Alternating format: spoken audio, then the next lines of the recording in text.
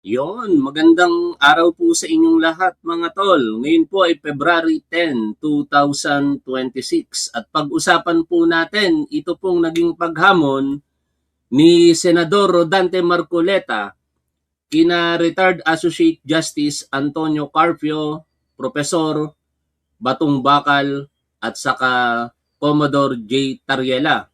Pero ito pong dalawang pangalan na huli po natin binanggit, maliwanag na po yung kanilang posisyon dito na hindi po nila papatulan ito pong si Marcoleta sapagkat naniniwala po sila na hindi po debatable ang issue na nire-raise nitong si Marcoleta o yung particular na pag-give up statement niya sa Kalayaan Island Group.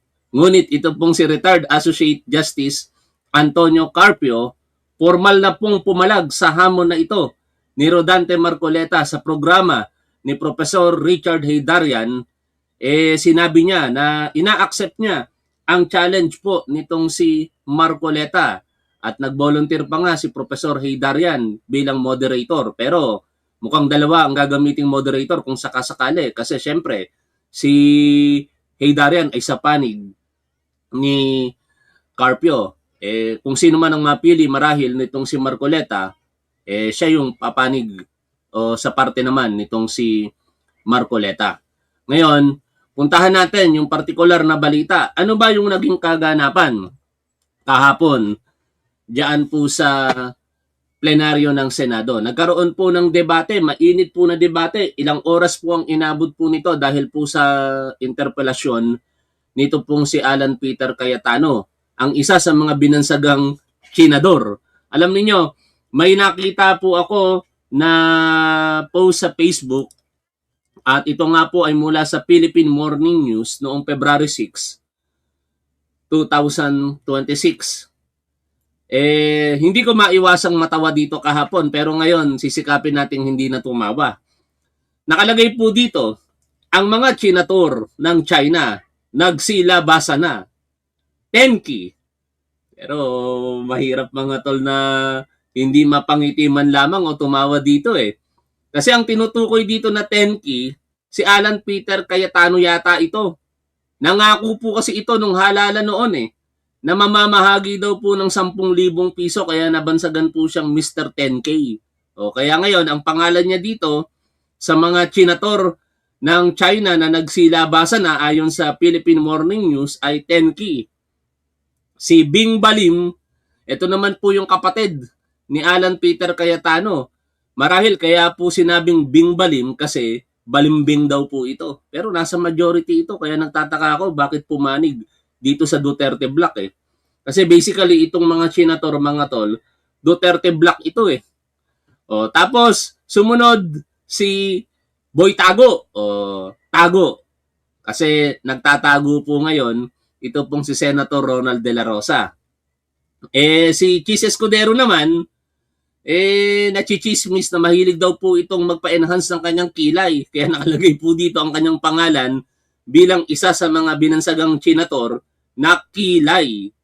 O, yung isa naman, kilalang alalay ni Rodrigo Duterte, kaya ang pangalan niya Alalay.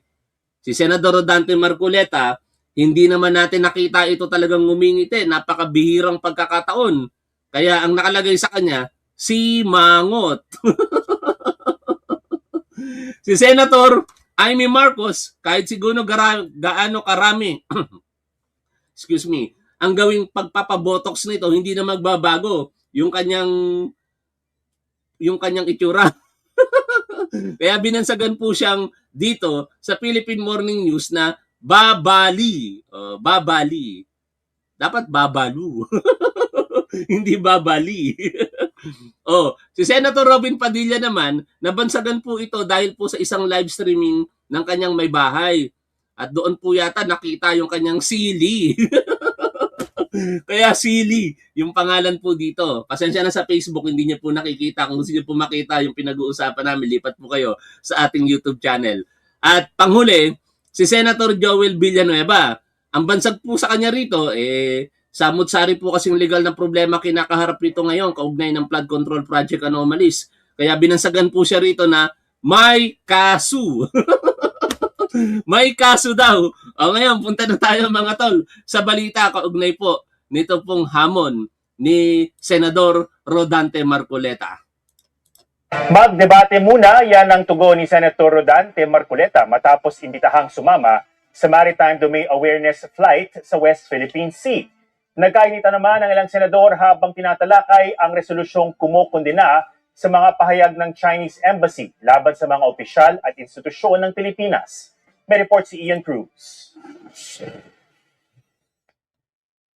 Sabi niyo kay Commodore Tariel, kasama si Justice Carpenter. And sino ba yung professor sa iyo? Para sa isang friendly debate. Bago pa ipunta doon.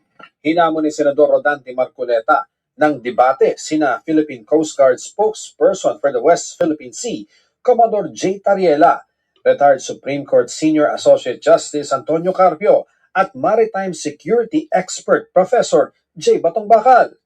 Tugon niya ni Marcoleta sa imbitasyon sa kanya ni Tariela na sumama sa Maritime Domain Awareness Flight kasunod ng kontrobersyal na pahayag ni Marcoleta na i-give up o isuko na lang ang Kalayaan Island Group. Ang gawin natin po para madali, i-give up natin yung KIG. Grabe, no? Tatanungin ko kayo mga tol ulit.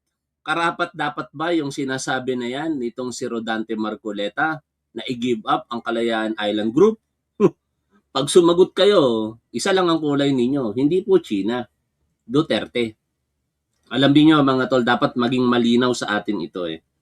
Itong mga sumusuporta sa China ngayon, hindi ako naniniwalang maka-China talaga ang mga ito. It happens lamang na ang kanilang sinusuportahang politiko o yung pinopoon nilang si Rodrigo Duterte ay maka-China. Mamaya nga babanggitin sa interview kay Antonio Carpio nitong si Richard Hidarian yung mga pahayag nitong si Rodrigo Duterte kaugnay ng posisyon natin tungkol diyan sa issue sa pagitan ng teritoryo o diyan sa exclusive economic zone ng Pilipinas at saka ng China. Pero ipaalala ko lamang sa inyo na meron pong isang video na doon mismo, hindi na Pangulo, itong si Rodrigo Duterte, nung sabihin niya ito tapos na yung kanyang panunungkulan, ang Pangulo na po natin ay si Pangulong Bongbong Marcos. Sa programa ng SMNI, sinambit ito ni Rodrigo Duterte. Pero yung babanggitin mamaya ni retired Associate Justice Antonio Carpio, sinambit niya yon during the time na siya po'y Pangulo at napakasakit nun lalong-lalo na sa ating Armed Forces of the Philippines. Mamaya, malalaman nyo kung ano yon. Pero ito muna, iparinig ko lamang muna sa inyo kung ano yung posisyon ng mga Chinator na ito. Kasi ito yung posisyon nitong si Rodrigo Duterte. Onyx, pakinggan po ninyo mga tol. Ay, ang bagal ng internet ko bigla. Ba tayo mag-load? Ulitin natin. No? Yan. Ito. Ayaw mag-load ng video, ano? Bakit ganon? Oh. Ito kasi yung video na gusto ko sanang ipanood sa inyo. Ito po yung sinabi nitong si Rodrigo Duterte, kaugnay po ng posisyon po natin sa West Philippine Sea. Unfortunately, ayaw mag-load Hindi tuloy. Anyway, sinabi po dyan ni Rodrigo Duterte, mga tubig lang yan, ibigay na yan. Ganon. Parehas na parehas doon po sa pahayag nitong si Rodante Marcoleta na i-give up ang ating claim diyan po sa Kalayaan Island Group. Ang gawin natin po para madali, i-give up natin yung KIG. I really wanted to bring Senator Marcoleta and Congressman Marcoleta para malaman nila na sa pag-asa may mga komunidad ng mga Pilipino at ito ang pinaka-importanting dahilan kung bakit ito tinitindigan ng Armed Forces of the Philippines at ng Philippine Coast Guard at hindi ito dapat ipamigay. Kumasa si Carpio sa hamon ni Marcoleta. Pero dapat ang topic daw ay kung legal bang may WPS at kung ang mga isla at bahura sa Kalayaan Island Group ay bahagi ng WPS. Yun ang kondisyon naman nitong si Carpio, no? Legal bang merong West Philippine Sea at ang mga bahagi ba ng Kalayaan Island Group ay parte ng West Philippine Sea. O yan ha, mamaya mapapakinggan natin si Carpio sa interview ni Richard A. Darian. Pareho namang naniniwala sina Tariela at Batong Bakal na Ay, hindi may nag-send ng stars sa ating Facebook page ha. Maraming salamat. Sino po kayo? Si Summer Weng Fernandez. Maraming salamat po sa inyong 100 stars. pang debate ang soberanya at sovereign rights ng Pilipinas. Sabi ni Tariela, tungkulin ni Marcoleta bilang senador na itaguyod ang mga karapatan ito at nanumpa siyang magiging tapat sa Pilipinas at susuportahan ang konstitusyon. Para kay Batong Bakal, ipapakita lang ng debate sa buong mundo na hindi tiyak ang soberanya at karapatan ng Pilipinas dahil mismong Yun naman ang disadvantage ng paghahamon na yan, itong si Marcoleta. Kasi pag may nagdedebate na dalawa tapos parehas Pilipino, taong gobyerno parehas pa, eh mukhang ibang magiging dating po niyan sa international community. No? Parang tayo ba'y nagdududa mismo sa ating karapatan? Ganun yung magiging dating niyan sa kanila eh. Kaya si Professor J. Batong Bakal, hindi po ito papatulan.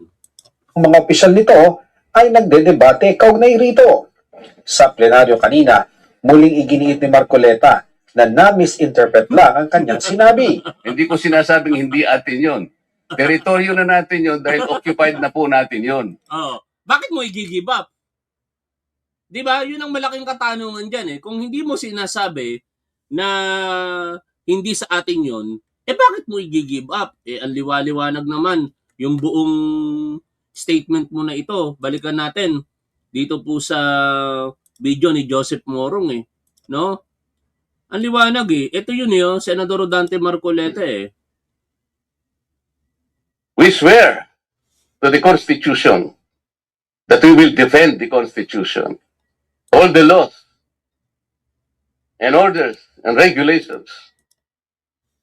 Kapag ka magkakaroon po ng giyera sa pagitan ng dalawang bansa, kayo po ang una na sasagupa dito. Kaya dapat po mas interesado kayo kaysa sa amin. Ano ba talaga ipagpapatayan natin dito? We will offer our lives, including the lives of our...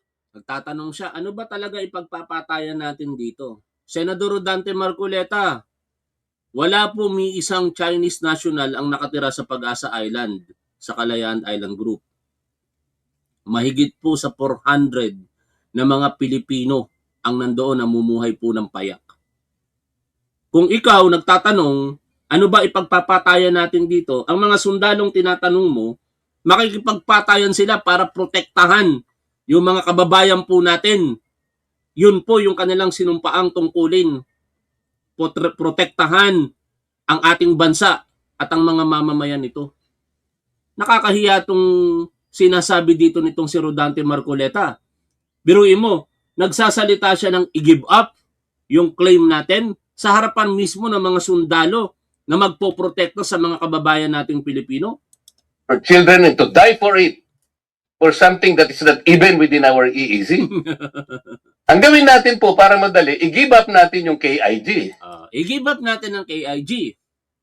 No? Ang premise nitong si Marcoleta, logic niya lamang ito, wala daw po itong pinaguhugutan na batas. Kasi wala daw po sa exclusive economic zone po natin ang Pag-asa Island. Which is, mamaya sa mga re-reaksyonan po natin balita at panulat, maliwanag po ang pagtatadhana ng batas tungkol po dyan na kahit wala po iyan sa ating exclusive economic zone, yan po ay teritoryo ng Pilipinas. Ang mga nakatira po dyan ay mga Pilipino. Then, mako-coordinate na natin lahat. But until and unless nandun yung KIG, wala nga po sa, nasa labas po ng ating exclusive economic zone. Paano po malalagay sa entire West Philippine Sea? Yun ha. Tuloy natin tong balita. Kakahiya, di ba? Tapos, mga ngatwiran dito sa Senado na hindi niya naman daw po sinabing hindi natin pag-aari. Hindi mo nga sinabing hindi natin ipag-aari, pero bakit mo i-give up? Lang ang kanyang sinabi. Hindi ko sinasabing hindi atin yon. Teritoryo na natin yon dahil occupied na po natin yon. Ngunit ang pinag-uusapan lang po, yung tubig nila, hindi natin pwedeng i-connect doon sa ating exclusive economic zone. Kasalanan po yun. Ang layo na, no, mga tol? Ang hirap kasi talaga pagka bigla ka nagbibitiw ng salita nang hindi mo man lang pinag-iisipan kung ano yung consequences ng iyong sasabihin. Nagkaroon ng matinding public backlash. Kaya ngayon, ito, todo paliwanag siya. Sinabi yan ni Marcoleta habang tinatalakay ang Resolution 256 o ang resolusyon na kumukondena sa mga pahayag ng Embahada ng China laban sa mga opisyal at institusyon ng Pilipinas. Nagkainitan ng sponsor ng resolusyon na si Senador Kiko Pangilinan. Ito ang pinaka nakakabuisit kahapon. Ito pong sitwasyon na nakita po natin kahapon. Meron pong isang nagpapakabanal sa harapan ng publiko na mistulang napaka-patriotic pero ang ine-echo na sentimiento hindi po pabor para sa Pilipinas kung hindi pabor para sa China. At ito po si Tenki. Hindi, si Mr. 10K, Alan Peter Cayetano. Interpellator na si Senate Minority Leader Alan Peter Cayetano nang ungkatin ng huli ang paggamit ni Tariela ng caricature ni Chinese President Xi Jinping. We cannot pass this resolution saying that Commodore Tariela is correct because he's wrong. We beg to disagree, Mr. President, that Mr. Commodore Tariela is mistaken. So- We would not have put this resolution and authored it if we felt See, Mr. So Tariela. that's what I want to elicit. So kung ang official ng presidente is to have certain decorum sa presidente ng China, pwede yung isang general hindi sumunod. Ang sa kanya, bastusin natin yung Pangulo Mr. ng isang President, bansa. that is his interpretation. No. Bastos yun. No, that is your interpretation. No. So if I ask them Well, now, Mr. President, Mr. we beg President- to disagree. Tinanong ni Cayetano kung anong statement ang kanilang pinag-uusapan na paksa ng resolusyon. will you supply us or will we annex or add whereases so that we will see ano ba tong statements na to? It specified the nature of the statements. So a little bit of research, malalaman mo na which statements were these because this Point of refers to... order, Mr. President. Point of order. What is the point of order? The statements of Senator Pangilinan, the nature of his statements. Kayo na mag-research kung ano statements na yun, Mr. President. Sabi niya, pwede daw yun eh. Mr. President, I-research na lang daw. I'm not yet done. No, that's why I give Philippine you, officials, Mr. President, including that's why I members give a point of members order. of the Senate, may I just be... I am still It's a point speaking, of order, Mr. President. A point of order precedes your precedence. Where is the My point of order, motion Mr. President? for Where is the point of our order? Objection is suspended. Kinausap si Cayetano ni na Senate President Tito Soto at Senate President Pro Tempore Ping Lacson. Pagbalik ng sesyon, nagkasundo ang mga senador na i-amend ang resolusyon at ilagay ang mga statements na hinahanap ni Cayetano. Inadopt ang resolusyon kalaunan. Ian Cruz nagbabalita para sa GMA Integrated. Sa huli naman, salamat pa rin dahil ang nagwagi, interes pa rin ang ating bansa. Pero nakakalungkot kasi na makita na meron pong isang senador, katulad nitong si Tenki, na talagang ang paninindigan, halatang halata naman sinasabi niya na pabor siya para sa Pilipinas. Pero iba po yung nagmumutawi sa kanyang mga labi. At totoo po itong sinasabi dito ni Senator Ping Lacson as shared by Commodore J. Tariela. Sabi dito ni J. Tariela, West Philippine Sea is worth a heartbreak. Senator Ping Lacson, wag lang po sanang araw-araw, laban lang. Kasi ito po yung naging tweet nito pong si Senator Lacson sa X. It was painful to watch a heated plenary debate on the issue of territorial integrity and other related matters involving another country and our own. It is hard to imagine that it can happen in the US Senate or any parliament in the world. Kasi parang unique Parang dito lang talaga sa Pilipinas mga tol na meron pong nagtatalong mga mambabatas at ang pinagtatalunan, interes ng dalawang bansa. Bansa mismo nila at ibang bansa. Pero yung isa pumapanig, mistula sa ibang bansa. Nakalulungkot po talaga yon. At ngayon, dapat maliwanagan po tayo sa mga bagay-bagay. Ano ba ang mga maling pagkakaunawa ng ilan, perhaps kasama dyan si Rodante Marcoleta, sa issue po diyan sa West Philippine Sea, in particular sa Pag-asa Island or Kalayaan Island Group. Panoorin po natin ito pong explainer ni Ed Lingaw. Linawin po muna natin ang ilang mga misconceptions tungkol sa Pag-asa Island, ang West Philippine Sea at ang arbitral ruling noong 2016. Unang-una, hindi po totoo na inaangkin natin ang Pag-asa Island dahil lamang pasok po ito sa ating exclusive economic zone. Dati na po natin sinasabing hindi po ito ang dahilan at hindi po yan totoo.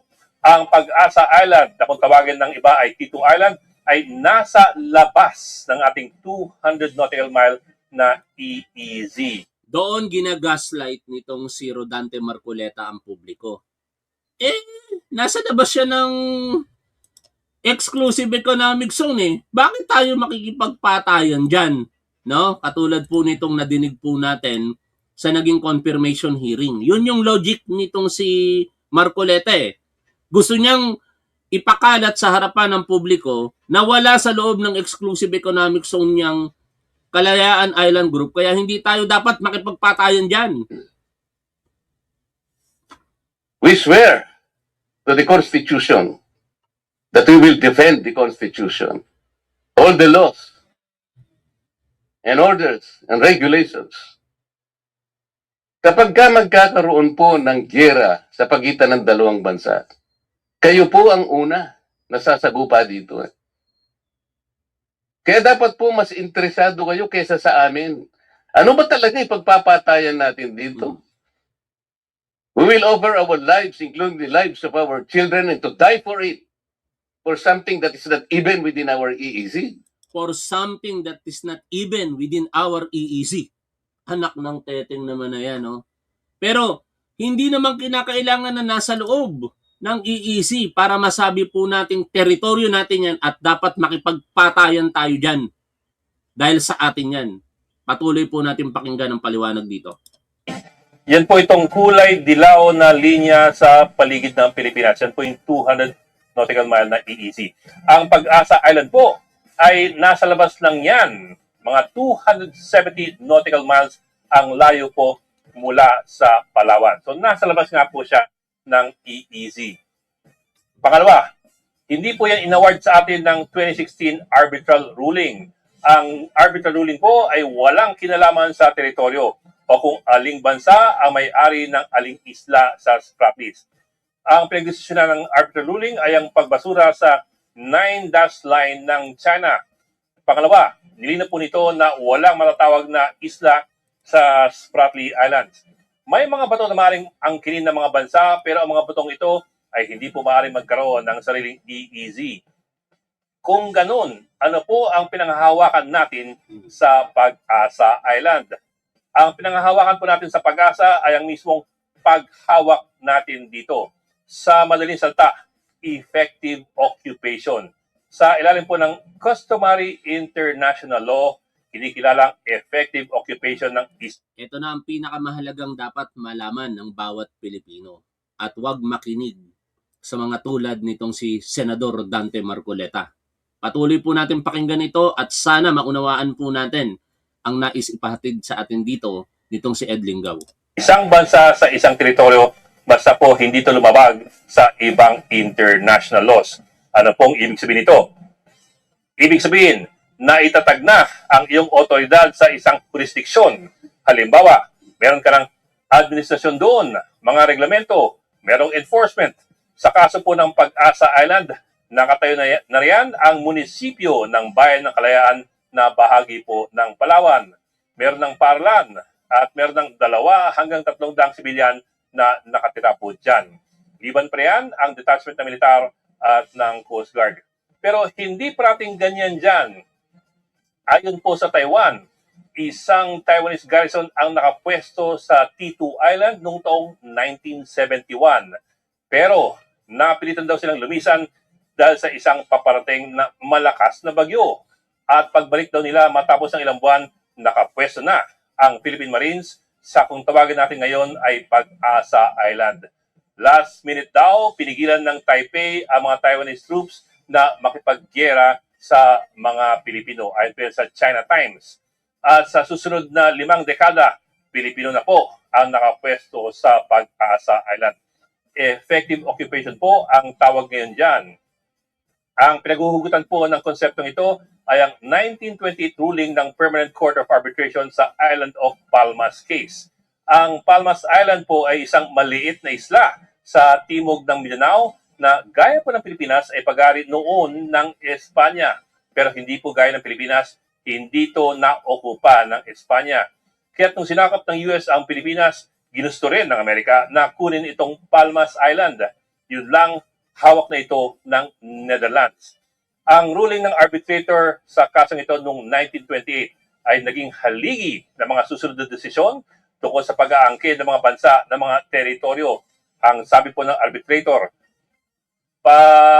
parating mas matimbang ang effective control kesa yung mga claim na, ay, kami kasi ang nakadiscover niyan. O, uy, may kasaysayan kami dyan.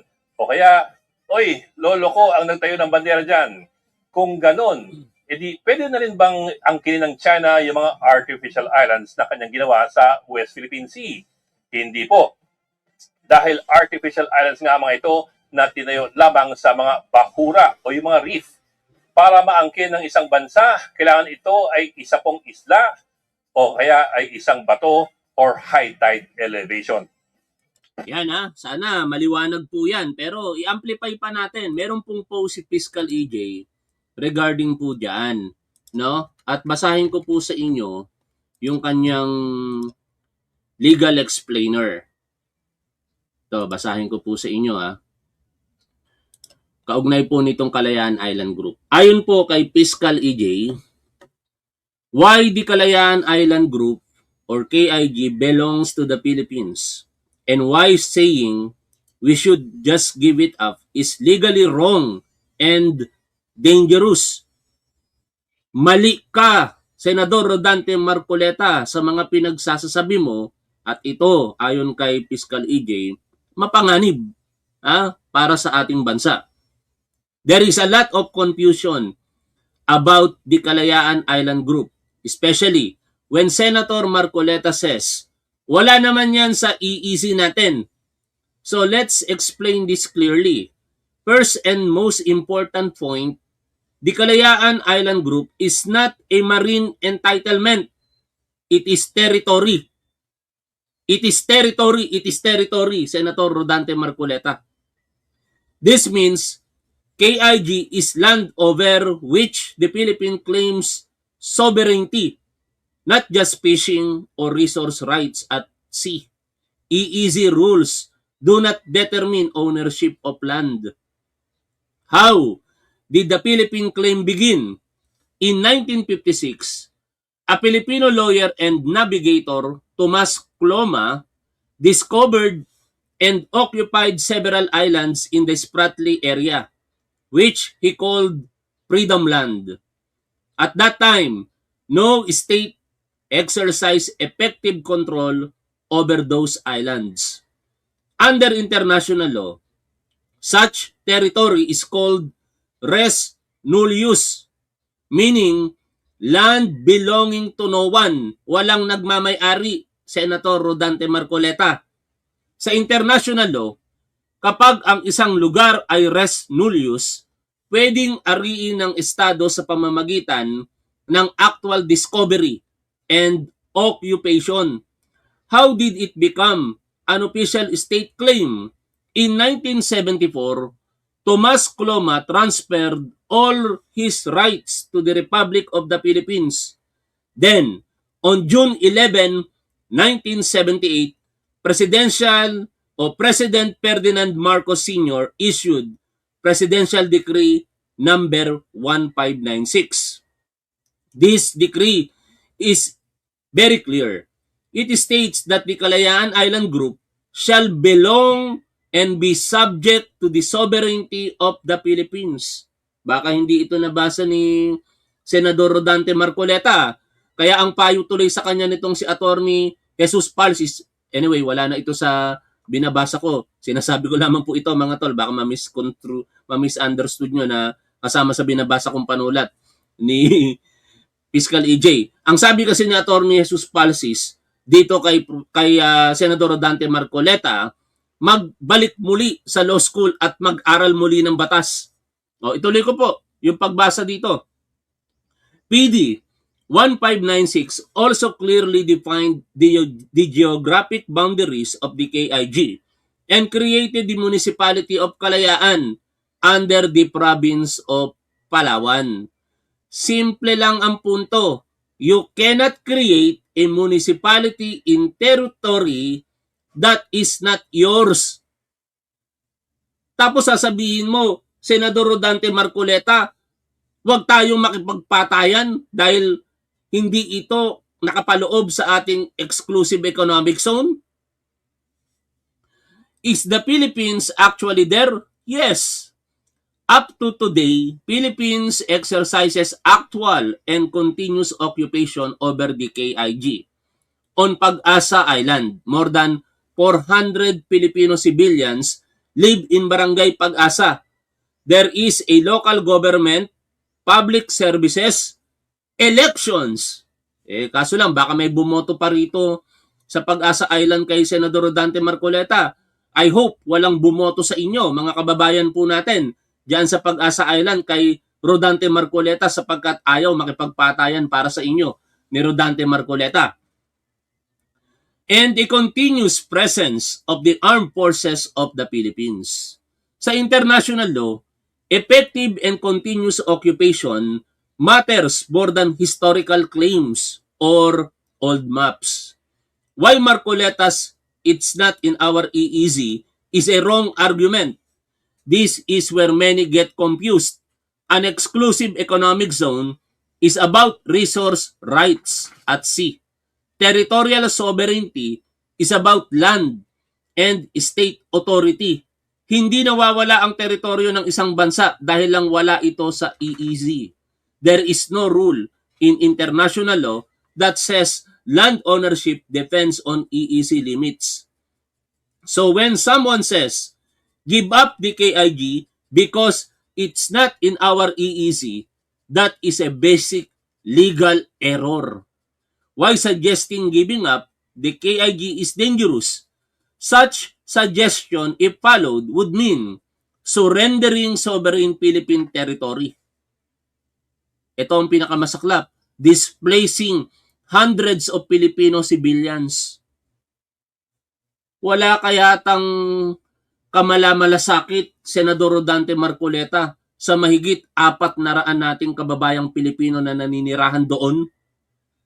I-give up mo? Gusto mong i-give up ang Kalayaan Island Group? Abandoning Filipino soldiers stationed there, violating Article 1 of the 1987 Constitution on national territory. Every senator swore an oath to defend the territorial integrity of the Republic, not to casually propose giving it away. Sana matauhan ka na, Senador Rodante Marcoleta. Tapos, igagaslight mo pa ang publiko, sasabihin mo dito sa balita o sa plenaryo kahapon na wala kang sinasabing hindi natin pag-aari yon? Hindi mo nga sinabing hindi natin pag-aari yon. Ang liwaliwanag naman ang sinasabi mo, i-give up natin. Anong pinagkaiba nun? Ngayon, napakaganda ng interview na ito mga tol. I hope hindi maging boring para sa inyo ang pakikinig sa dalawa kasi ipe-play ko po. At from time to time, kung mag-react tayo, bigyan nyo ako ng pagkakataon. Pero i-play, pakinggan po natin. Ito pong interview ni Professor Richard Heydarian kay Retired Associate Justice Antonio Carpio, kung saan inaccept niya yung challenge nitong si Rodante Marcoleta. Pinaalala sa publiko ni Carpio ang mga sinabi ni Rodrigo Duterte nung panahon na siya'y presidente at inuutusan ng Philippine Navy na wag nang magpatrol beyond our Philippine territory. At iba pang mga mahalagang bagay. Pakinggan po natin ito mga tol. I don't discuss kung legal luminary ba si Marcoleta or hindi on a domestic level. From an on-close international point of view, how credible a lawyer is Marcoleta? Or does he even understand what are the implications of exclusive economic zone? And also, what do you make of itong statement niya na i-give up na lang natin ang KIG para wala ng gulo basically? Kasi mag-World War III na naman tayo, mga ganyan klaseng mga hanash, to put it nicely. Let's start from the beginning. Sabi niya, Marcoleta said that there is no such thing as a West Philippine Sea. When he was a congressman, he just said the other year. Yes, when he was a congressman pa. Yeah, and even lately he said that there is no such thing as a West Philippine Sea. But when he was a congressman, he was a member of Congress, the Congress passed a law that approved unanimously. There was no vote against, no abstention. Ito, nakakatawa ito mga tol. Kasi malalaman natin na wala pala sa botohan itong si Marcoleta nung panahon na ipinasa yung batas. Kaya baka hindi niya alam. Pero hindi pa pwedeng hindi niya alam kasi kung wala siya sa botohan nung maipasa ang batas, siguro naman present siya nung ito'y pinagdedebatehan. Pero dito natin makikita na pala absent din pala itong si Marcoleta. About 172 votes in the House when he was a member of the House in favor of Republic Act 12064. That's the Maritime Zones Act of the Philippines, Philippine Maritime Zones Act. So it was unanimously approved, no dissent, no abstention in the House. With Veronica Angelic Hoffman, meron pong nag-send ng stars sa Facebook. Ang pangalan po niya ay Summer Weng Fernandez. Maraming salamat po kay Summer Weng Fernandez sa pag-send po ng 100 stars. Yun lamang po yung na-receive kong stars. At kung nag-send man kayo, maraming salamat pa din po. when it came to the Senate, the same thing. It was unanimously approved. There was no dissent, about 15 votes. And in that Philippine Maritime Zones Act, there is a definition of the West Philippine Sea. And he should know it because he was a member of Congress at the time. Although I look at the list of those who voted yes, I could not find his name. So, and nobody voted against, nobody abstained. So he must have been absent during the voting. Literally wala siya. I mean, like, so it is the briefing. Baka hindi niya naintindihan talaga ng Yeah, probably he did not read the law that the bill, but the bill became a law passed by the Congress. No, I think that was the 14th Congress, and there is a definition of West Philippine Sea. West Philippine Sea refers to our maritime zones in the western side of the Philippines, and it includes the maritime features of our islands. No worries po kung hindi po kayo makapagpadala ng stars or super stickers. Wag na po kayong mag-abala mga tol. Ang mahalaga, nanonood po kayo sa ating programa, sumusuporta sa ating gobyerno, sumusuporta kay Tapan, sumusuporta sa ating Pangulo. Maraming salamat po. Pagka ayaw po, okay lang po yan.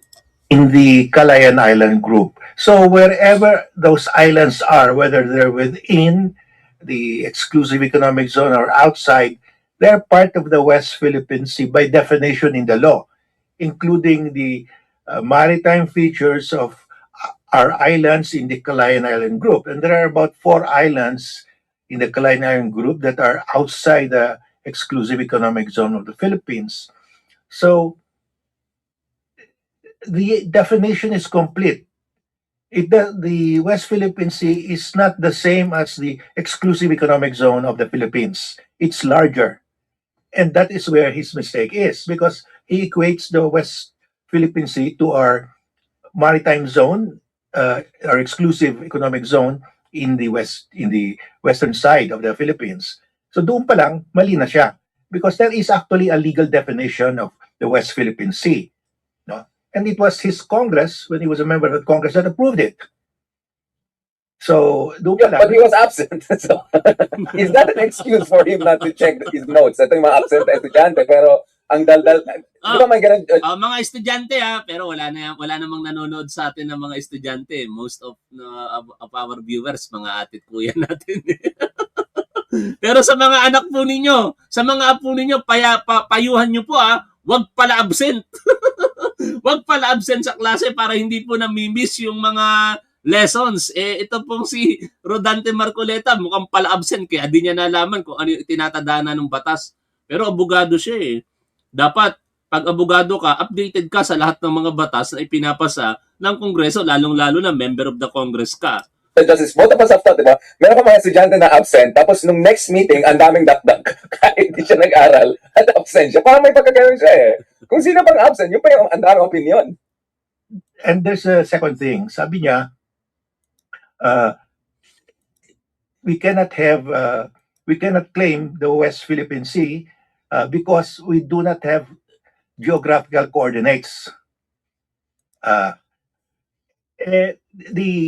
So sabi niya, kailangan may geographical coordinates, otherwise it's just a baseless claim. But UNCLOS itself does not require geographical coordinates. Nakalagay sa UNCLOS, the coastal state has an inherent right to a continental shelf by the mere fact that it is a sovereign state.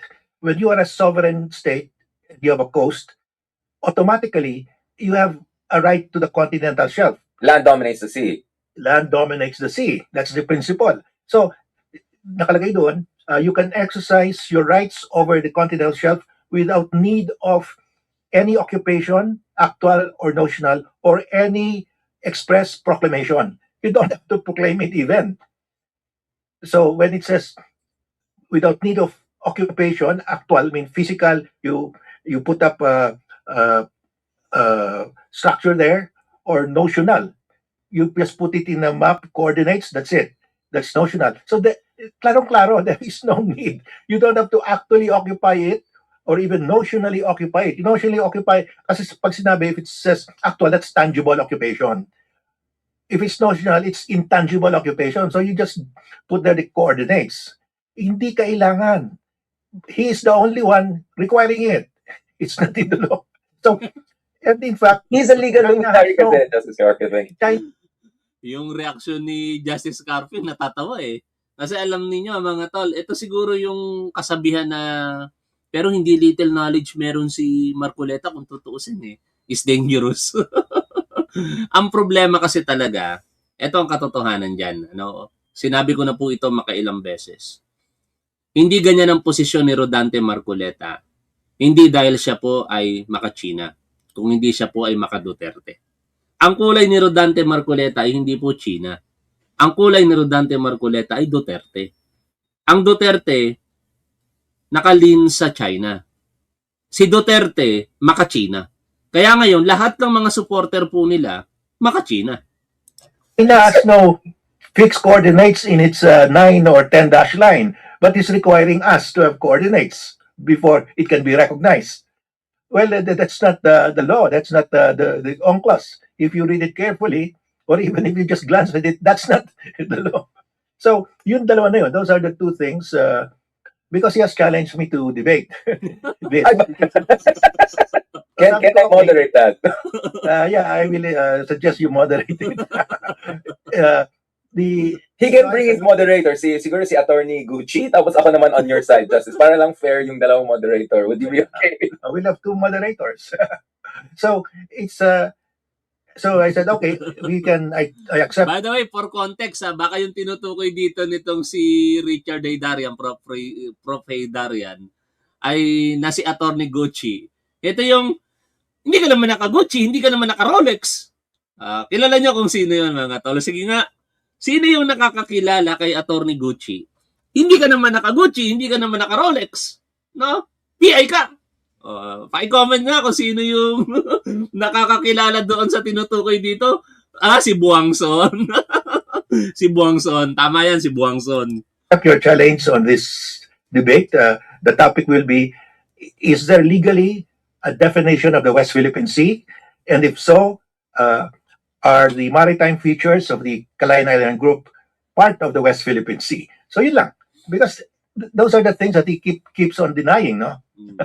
Justice, I know na yung isang episode natin talking about legal luminaries, medyo we had to modify it a bit in light of your being diplomatic. But may I ask you, when it comes to UNCLOS and international law, is Mark Oleta a legal luminary? Is he an expert on international law? Is he a recognized?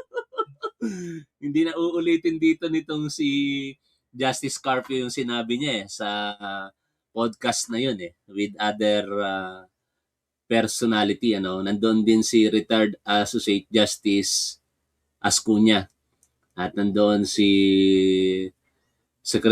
former Secretary Ronald Llamas, no?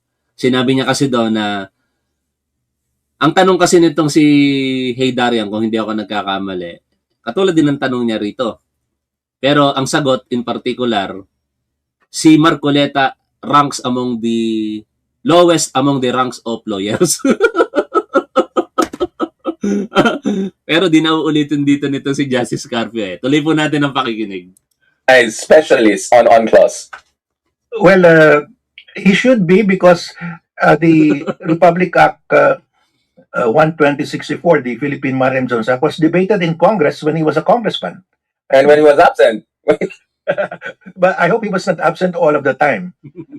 But he was absent when the vote came, weirdly. Ilan kayang hindi bumoto? Baka we can do a regression analysis. Lahat ng mga hindi bumoto, baka may pagkaano.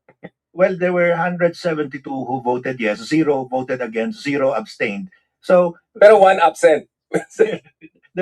many were absent because 170. Ay, nagkakalimutan tayo mga tol. Baka naman pwedeng i-like nyo po itong ating live streaming, para makatulong naman po ng mas malaki kay Top 1. Malaking bagay po kasi yan mga tol pagka nagla-like po kayo no. Ilan ba meron tayong likes ngayon? Biruin ninyo nanonood sa atin 610. Nakakalimutan yung mag-like kaya pala hindi tumataas yung mga views ni Top 1. Like po tayo mga tol Please like po tayo. Yan. Maraming salamat sa mga hindi nakakalimot mag-like sa ating programa. Yan po ang direktang nakakatulong sa programa ni Top 1. Like or dislike, parehas po yung nakakatulong. Balik po tayo sa pakikinig dito. Tito lang ang boto So no abstention. There are about 300 of them, no? So, but there was a quorum because it was 172. I think the quorum is about 160. So, when it came to the Senate, nobody dissented also, nobody voted again. And when it was questioned in the Supreme Court, it was also unanimous. So, it was unanimous in the House, unanimous in the Senate, and unanimous in the Supreme Court. Ngayon, sinasabi niya, mali raw yung batas. Tingnan nyo mga tol, nung nag-like kayo, dumami na tayo, 700 plus na combined from Facebook, from YouTube channels po natin, Kaya don't forget to like mga tol, napakalaking tulong talaga niyan. Where does he get this sense of authority? Kasi I met a new Chinese ambassador. I know he also met the Chinese ambassador. He was very proud to post it. Ako pa i-post. But I mean, in my introduction to our Chinese counterparts, including the ambassador, I've been very clear. Like, this is our understanding of international law, and we're going to stick with it. Do you think baka he got a briefing from China, a different school of thought, legal? Baka nagkaroon na siya ng certificate na Chinese on-clause legal studies? Nag-online course pa siya with the Chinese institution?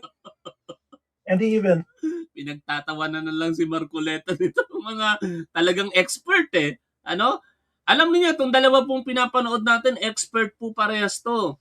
Si Professor Richard Heydarian, ang dami na po talaga nitong achievement when it comes to academics. Talagang yung titulo niyang professor, akmang-akma para sa kanya, thousands. Ang mga articles at books na naisulat po nito. And invited po siya every now and then sa iba't ibang bansa para magbigay ng kanyang mga kaalaman or expertise. Si retired Associate Justice Antonio Carpio, one of the legal luminary talaga sa kasalukuyan pong panahon.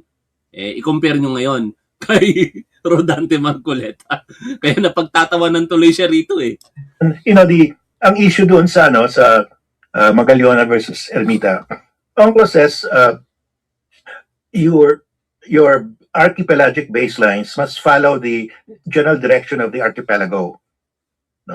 And there is a requirement that your archipelagic baselines cannot be more than 100 nautical miles, but 3% can be up to 125 nautical miles. So in other words, dikit yan along the coast halos, So, sabi niya, because I wrote the decision on Magaliona versus Ermita, I gave up raw our territory that between the Treaty of Paris lines and the archipelagic baselines that was approved unanimously by the court. We lost daw, I don't know, mga 120,000 hectares or whatever of water, of territory. Lahat na ito, tubig ito. It's not land.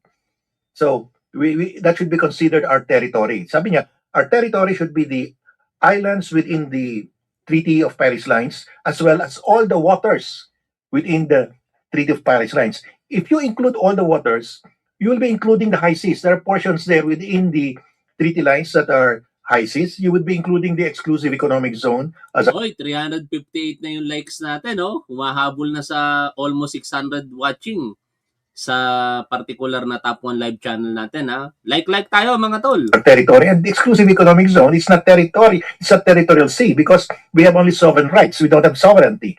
We have the territorial sea is only 12 nautical miles from the baselines. That's UNCLOS.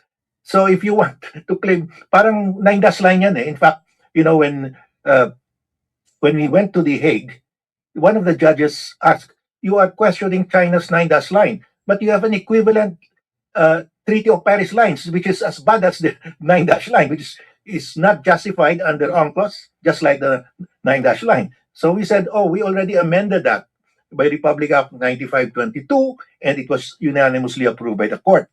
So in other words, if we did not amend the old law on our baselines, they will dismiss our case because there's a principle of law which says, he who comes to court must come with clean hands. So we go to the court and say, China violated UNCLOS, when we ourselves would be violating UNCLOS if we considered the Treaty of Paris lines as enclosing our territorial waters. No?